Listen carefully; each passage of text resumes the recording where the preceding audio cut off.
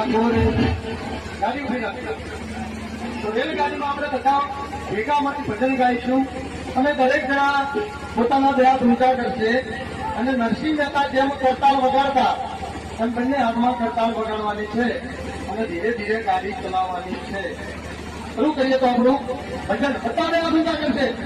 તુરંગારી જાને રંગમાં, તુરંગારી જાને રંગમાં, જાને ચાંદના રંગમાં, મારી મીરામારી રંગમાં, તુરંગારી જાને રંગમાં, તુરંગારી જાને રંગમાં. કોઈ નીચે ઉતર્યો તો બેસી જજો, ગાડી ઉપડે છે.